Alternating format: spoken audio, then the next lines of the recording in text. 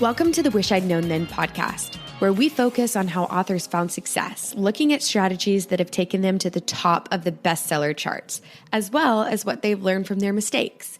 Because being an indie author is more than knowing the latest marketing trend. It's about being innovative and creative and learning from your mistakes. Welcome to Wish I'd Known Then podcast. I'm Sarah Rosette. And I'm Jamie Albright. And this week on the show, we have Sarah Rosette.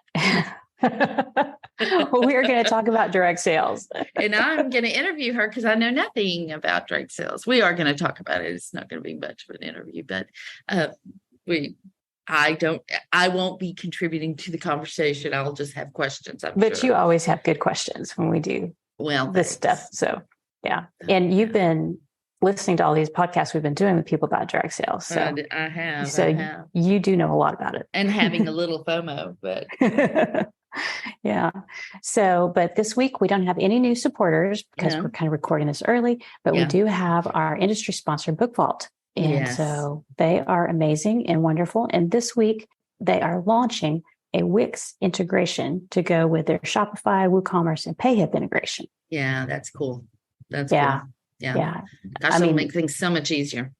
It will. And I mean, I've used their Shopify integration and it is super simple, and they will even bundle books for you. Like if you want to do a paperback bundle, like you can do an ebook bundle through BookVault or Bookfunnel. But if you wanted to bundle like the first 3 books, and I did the first 3 books in each series, and then I did the first, like in each series, 3 books. And then I have 3 series. So I said, let's put the first book in each series and do a series starter bundle. Yeah.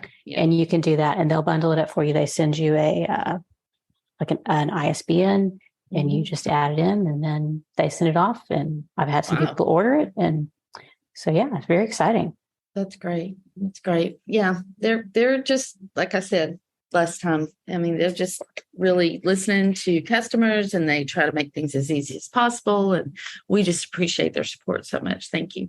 Yes, we do. And they have really good customer service too. If you got a question, they do respond, and it's like real people who you talk to, not a bot, which I really appreciate.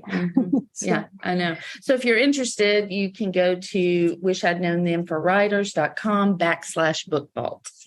There you go.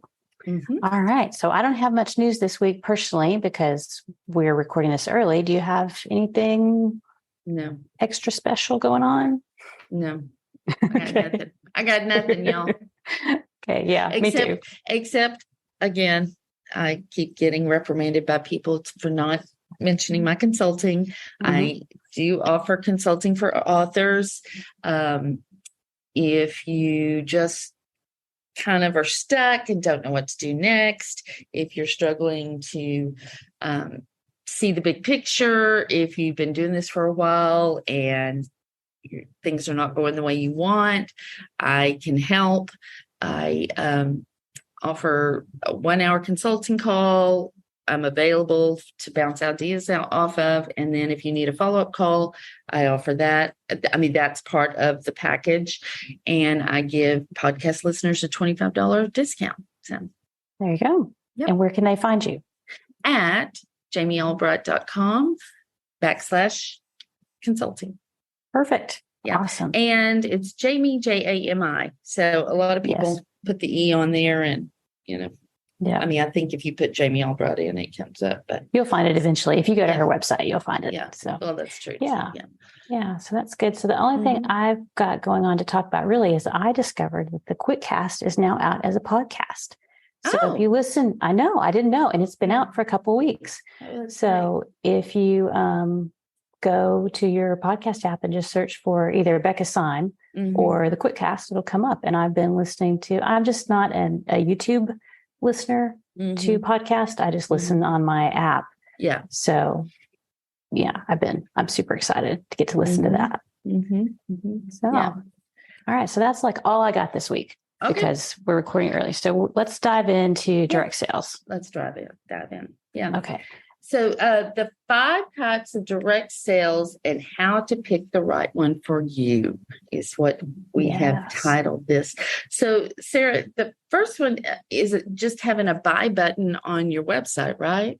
Yes. That's one of the, and it's that's kind like of the difficulty easy. It's the entry level into direct sales, basically. Yes. And it's really easy to set up. You can use Bookfunnel, you can use Payhip, you can use WooCommerce, Lulu. You can do everything really with the buy button. You don't have to have a store. And part of the reason I thought we should kind of run through these is, I mean, everybody's talking about direct sales. And that's like when we went to InkersCon, that's the big topic. That's the big thing. And I feel like there's different ways to do it. And you've got to find the one that works for you. And so you've got to find the one that works for you. And there's different philosophies on direct sales. And so we're going to go through and talk about these. But if you find the one that matches your personality and your business type, you're going to be a lot happier.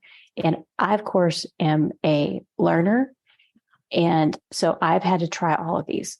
So I will give you my little overview of each one, and then you can decide which one you like and which one might fit best for you. So like if you're just getting started and you don't have a whole lot of books, the buy button might be the best thing for you because you can put it on your website and you can have it as like an extra. And it's not like the whole focus. Some people are doing like their whole focus of their business now is direct sales. And this is kind of people who want to add an income stream, but you don't want to spend time on ads. If you don't like ads, this might be the best way to add direct sales in.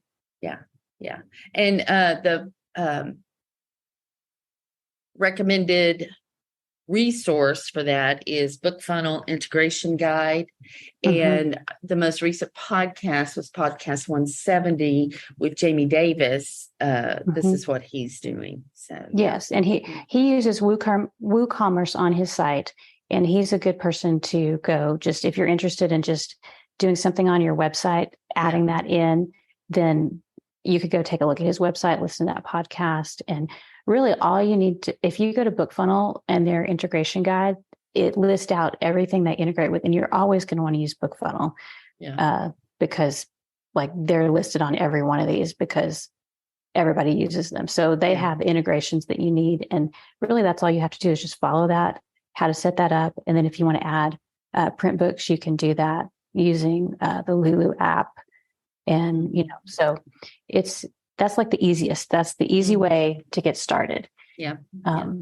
And in case you heard that and Alexa cannot edit it out, I did sneeze on the podcast. So once again, we're highly professional here at wish I'd known them for writers. For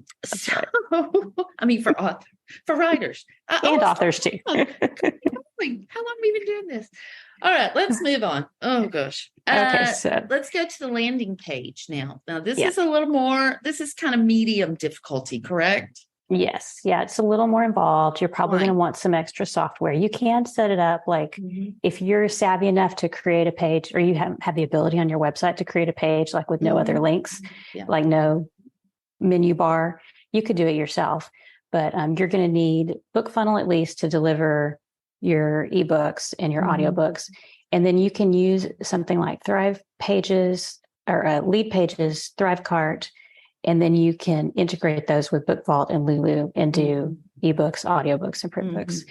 And this one, I've tried this. I set up a landing page and I did it for print books. I did my Spring Sarah's online signing and had a ThriveCart page where people went to and ordered. And then I just ordered the books, signed them, and mailed them off. And it worked great. You could do it with ebooks or audiobooks. And I think you could use this like with Payhip. You could just create a single page, and this is the product and basically with a landing page, you're focusing on one thing.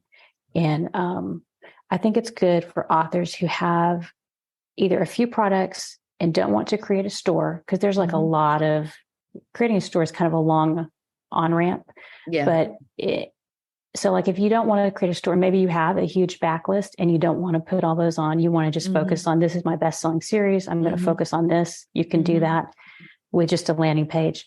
And then, and I think that's a good way. And it's also, if you just have a few products, you could use it as well. Like this is going to be my landing page for my book one in my series, or actually a bundle works the best is what what we found out. Right. Yeah. And so that was kind of the summary of the landing pages. Like it's a good way to drive traffic, and it's very, very focused. Right. And we had Nell Godden on, and that was episode 161, and she uses the landing page. And so if you want some more information, you can go listen to that. And another resource is Russell Nolte and Monica Lionel's author ecosystem. They talk about it. So yeah. And I think Nell also has a store, but I think she's really using the landing page a lot. So a lot of people will have a store, but they'll have a landing page that they drive traffic to for their first sale. And then once they have customers, then they start emailing and filtering them through their store. But yeah, Russell and Monica's author ecosystem is a great resource for this. And this is kind of what they specialize in. It's kind of like their basically Kickstarter is a really long landing page. And so they can help you with Kickstarter and with creating these landing pages and email funnels. So, well, you bring up a good point about, starting on the landing page and then moving them over to the store. So you would do that through automation emails, correct? Yeah. And so like after they've bought, do they sign up for your email immediately, or is that an option thing? They can sign up for I think you're able to email them because they purchased something from you. Oh, okay. And then I think that, they're going to have to, like I set mine up where they have to opt in. You give them the order invoice thing that goes automatically. And then if they want to subscribe, then I have it set up where they have to confirm. And then, you can set up where they don't have to confirm, but I always have people confirm because I figure that. Yeah. So do they have to sign up for your email to get a follow-up email, or do you just send a follow-up email because they bought? Well, I have only sold basically to my readers. So I haven't really explored that yet. So I'm still fairly new to all this too. But I think that I have heard it said that, and of course verify this, but I've heard it said that by purchasing from you, they're showing interest in you. And so you then, should send one. So you could at least send one and ask, do you want more information from me? A lot of times what people will do is they'll advertise a bundle, like a 3-book bundle. And then if they purchase that, then they're like, hey, there's a second bundle in a series. Do you want that? And that's an easy way, or maybe that's your upsell. And that's what you can do with landing pages too. You can do the main product, the upsell. And then if they don't want the upsell, then you can have a downsell, like something that's like a lower price product. So there's lots of options. So landing pages, you could go on quite a while. And we're not going to belabor the point. So we'll move on to the next one, would be like a store. And that's, right now in the author community, Shopify is like the one that's getting the most attention. That's the most well-known. You could also do a store through Payhip, which I did that too, back when we first started talking about direct sales and did audiobooks and ebooks. But the store is a little more difficult. It takes more time. And so it's more advanced. Yes. Yeah. And you're going to need, you can use Payhip, you can use Gumroad, you can use Shopify. And then you're going to want to have those integrated with your email provider so you can email people who buy from you. So you're going to need Klaviyo is the one that's recommended a lot with Shopify, but you don't have to use that. I use ConvertKit right now with Shopify. I'm trying to make that work, see how that goes. And then you're going to want like BookVault or Lulu to do your print books. So this is like the next level, I think. Yeah. It does seem like graduate school. Yeah. And if you have, like Nell Godden doesn't have a huge amount of books on her store. So you can do it with just one series. Like she has a longer series, which I think would be to your advantage to have a longer series and have audiobooks and to control all that. Right. Yeah. So if you have multiple series and if you enjoy ads, then this might be the way to go. Because you run ads to direct people to your store, correct? Yes. Yeah. Yes. Or you can run ads to a landing page and then get them into your store, like the 2-step process. Yeah. But I was going to point out there's a really good podcast, the Rebel Author podcast with Morgana Best. We've had Morgana on. So that's episode 136. But she was also on the Rebel Author podcast, and she gave, Sasha always asks such good questions. Right. And Morgana kind of told how you can do a 3-book bundle, then you can do your follow-on series, and then maybe a 3-book bundle for books like 4 through 6. And then you advertise another series. So you can build, and how you can sell bundles and kind of set up a system where you're not selling just one ebook because you want the higher priced items. But she also said that the people who are making money in direct sales are selling to a cold audience. And I don't think that's been really clear before. And so I think that's really true. So if you like ads and you enjoy ads, then a store may be a great thing for you. But if you don't enjoy ads, then maybe not. That is so interesting too, though, that people who are making money are selling to a cold audience. Wow. I hadn't really thought about that. I guess I thought, you just bring your readers in, and then you have non-readers that find it or that you send there, but that it would be, the majority of it would be your readers. So that's very interesting. Yeah. And I think that when I've had a new release, and remember when ACX was so slow on approving the audio, I did do direct sales for audio and did fine with that. And so I think if you have a new release, you could probably sell it to your audience and do great. But as far as keeping an income, ongoing, you're going to have to find new people. So that was something that it clicked for me the other day, and I was like, okay. And see, I don't really love ads, and so now I'm thinking maybe I shouldn't have done the store, but I'm going to try it and see what I can do. And apparently, running ads to your store is completely different from running ads. It is traffic ads.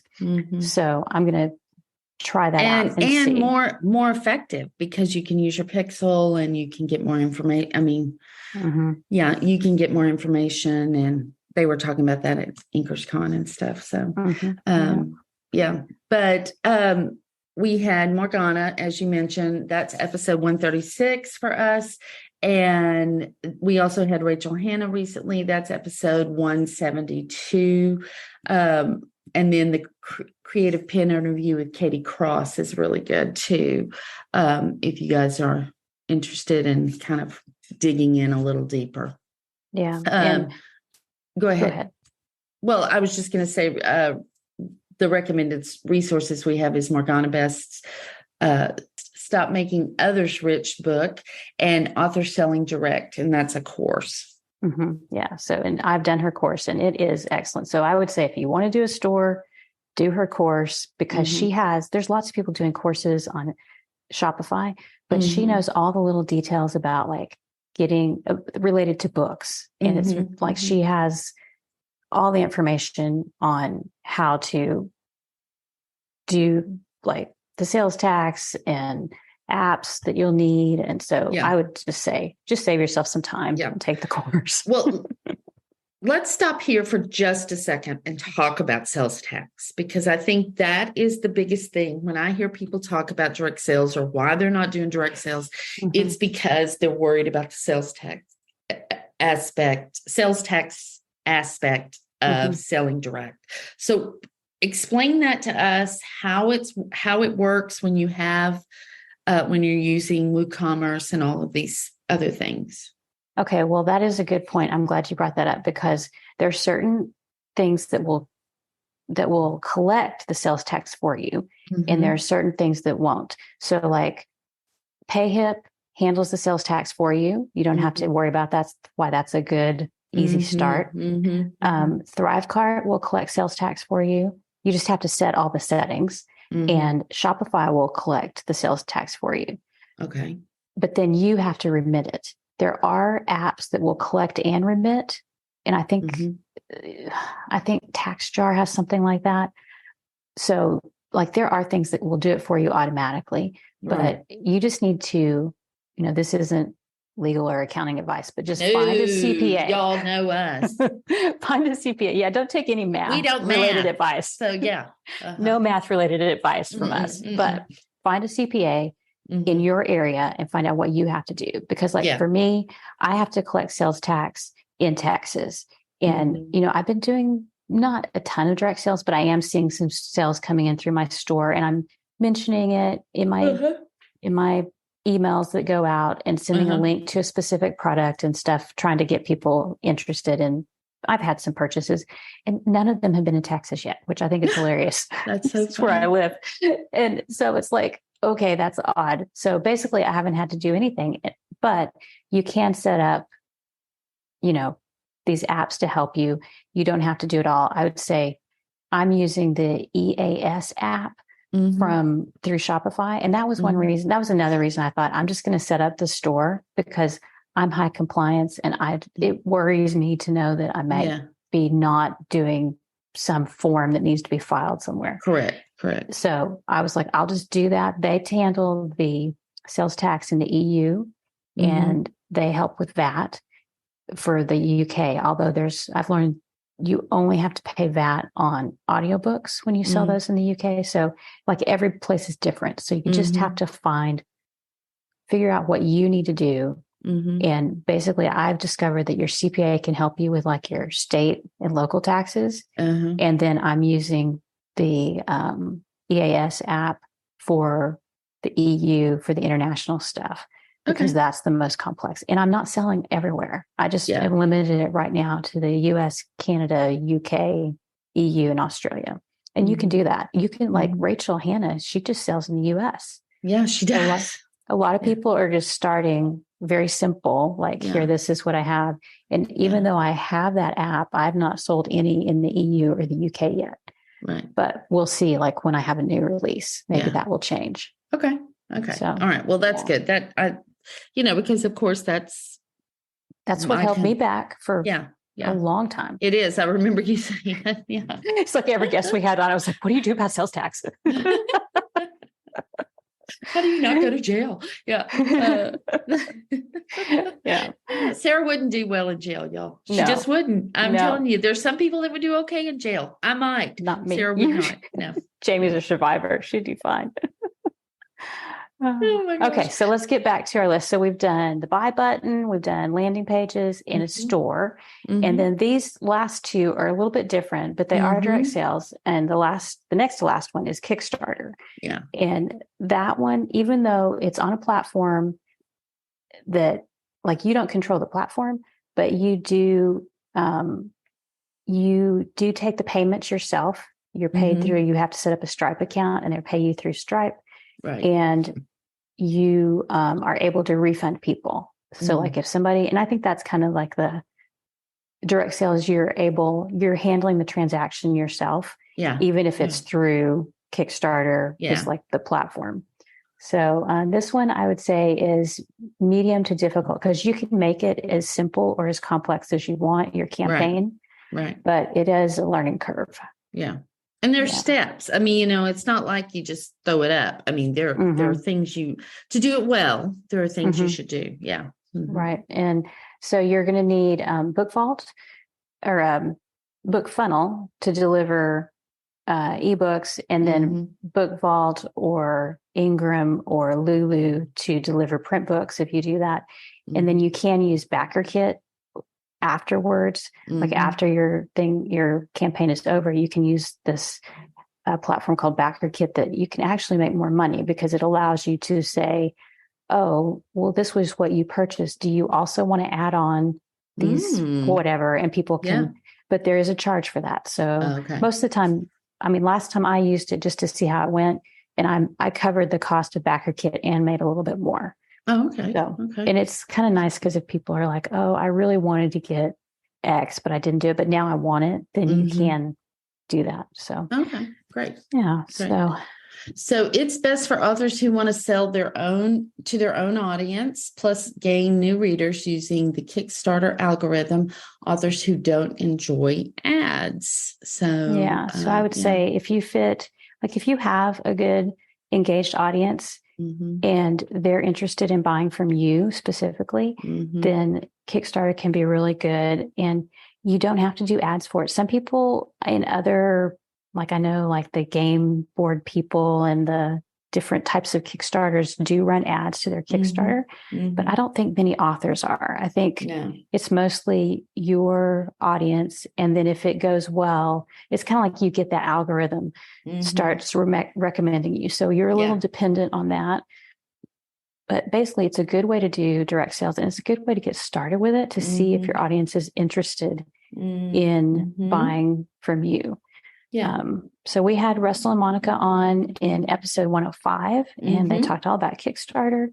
And they have their author ecosystem that you can, they are the Kickstarter experts. So if you're interested in that, then definitely check that out. Yeah. They have a Facebook group too, right? Yeah, they do. They have a Facebook group that's open to everybody. And then they have a different Facebook group for people who are in the course or the in their membership, I guess is what it is now. I think, people are like, I think people are becoming more and more open to this because there's been so much success in the author community with doing this. But what a lot of people don't understand is there are people that are on Kickstarter to give their money away. Like they're looking for something to buy. They're looking for something to support, something to buy. It's just a different mindset. I mean, there are just people within that ecosystem of Kickstarter that's what they like to do. This is their thing. So if they're there willing to, as Russell says, if they're there willing to give their money away, I'm willing to take it. So let's not forget that it's not just for our readers, though. Right. It can be. Yeah, it can be. It can really help you expand into, like, help you find new readers. And especially now, I would think that's a good point, because like if you go on Amazon and look right now, there's so much going on the sales pages. And I've ordered some things that they're not the quality that I wanted. And so like if you go on Kickstarter, I think people who are on there are looking for like that unique, that different, that kind of something that's a little extra special. And I mean, that's what Kickstarter is made for, to create things that are unusual and different. And, I think it's been good for me to do it, because I know that it will, by doing a Kickstarter, I'm putting a lot of emphasis. I'm doing one for the next new release. I'm going to do Kickstarter first. And it's like, I'm focusing a lot on launching and like making things special and different for this. And I don't think I would do that if I didn't do it through Kickstarter. I guess you could do kind of the same sort of thing yourself and do it like on your store. But I think by having it on Kickstarter, it just makes me be a little more, I don't know, it motivates me more to do. Yeah, it's more of an event. It's more of an event. And it's limited in time. There's all those things that really work to get all your people in and get them buying before the cutoff date. Yeah. I love that. Okay. Then the next thing is subscription. This is also easy to medium, or not also, this is an easy to medium difficulty level. Tell us about the software that we would need for that. Okay, you're probably going to need Bookfunnel to deliver whatever if you're doing early access to your books or something like that. But you probably just want to use Ream or Patreon. Ream is like the new player just for authors, and it's set up really well. Patreon's been around forever, and it's more well known, But I think subscription models, this is a different type of direct sales, and it's like like Kickstarter's like the big launch, yay, or like big special events, big special edition. And subscription is much more like slow and steady. It's kind of like the difference between the rabbit and the hare, one is the subscription is not, you're probably not going to have that humongous launch. You're probably just going to get people over time. But it's really good for authors who like to create lots of content, authors who enjoy being really close to their readers. Lots of subscriptions are more about the community than the content. And then there are others that are more about, this is early access, but sometimes, it crosses and, you could have both.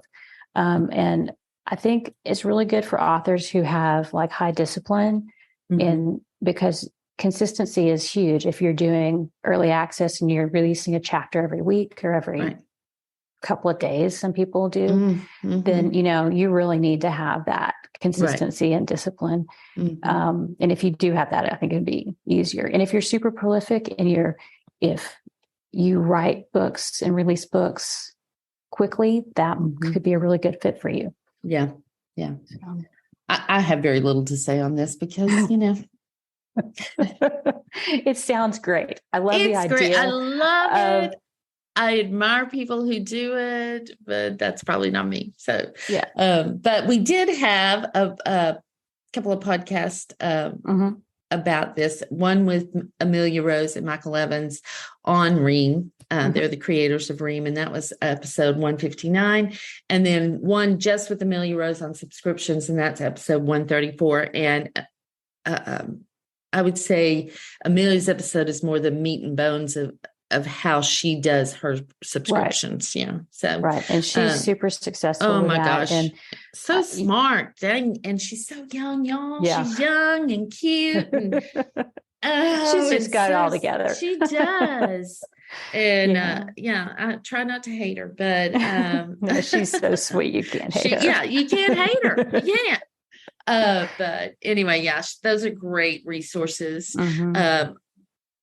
And then, of course, Ream subscriptions for authors, Accelerate. Is that a course or is that just? It's sort of like a mastermind kind of thing. I think. Okay. I think it's limited. I think they've opened. I think it like opens and closes. So if you're interested in that, just go to the Ream Facebook group. I'm sure they have information in there about it. And they have a podcast too. I forgot to mention that they have subscriptions for authors podcast. But I think this one is really. I mean, I feel like subscriptions are almost a completely separate, like Kickstarter and subscriptions are completely different than like a landing page and a store, but it's still a way to connect with your readers directly and, if you could get a little income coming in on a regular basis and it can grow over time, then, I mean, that's a great thing. So I feel like with all of these, so let's, hit them all again, the buy button, the landing page, the store, Kickstarter, and direct and subscriptions. I think I love a list. So, I made the list and kind of sorted it into what in my mind is how it breaks out. But the lines between all these are very gray and you can mix and match and blend however you want. Right. And, there's nothing that says you can't do a Kickstarter and a subscription and a store or do a buy button and a Kickstarter, so you just kind of have to figure out what works for you. Right. So, I love that. Okay. Yeah. Well, that's great. So got any other questions, thoughts, ideas? No, I just think, should we make this list available to? Yeah, sure. I was thinking of going to show notes. Yeah, because you did a really great job of putting this together. Guess who did it? Sarah. Well, it helps to get it out of my head. It's like I've been thinking about it and people are talking about all these different ways. And I'm like, in my mind, I have to kind of sort it out and kind of organize it. And then I feel so much better and I can let it go. That's such an amazing way to do things. So, we'll put it in the show notes. And I guess we could make like a PDF or something to download. And put it in the group. We can put it in our Facebook group. So if you're not part of the Facebook group, you can join. And we'll put it in the Facebook group. It's really a great resource. I think that's it. Thank you again to BookVault. We've talked about them a lot in this episode. They are a great resource and company to work with, and we appreciate their support. And thank you to Alexa Larberg for editing and producing the podcast, and to Adriel Wiggins for doing our admin. And you can find all of that in the show notes at wishidknownthenforwriters.com. Thanks for listening, y'all. Bye, everybody. See you next week. Bye. Thanks for listening to the Wish I'd Known Then podcast. We hope this episode inspired you, empowered you, and made you laugh a little bit too. If you loved it, tell your friends about it. And if you feel so inclined, leave us a review. We look forward to being with you again next week.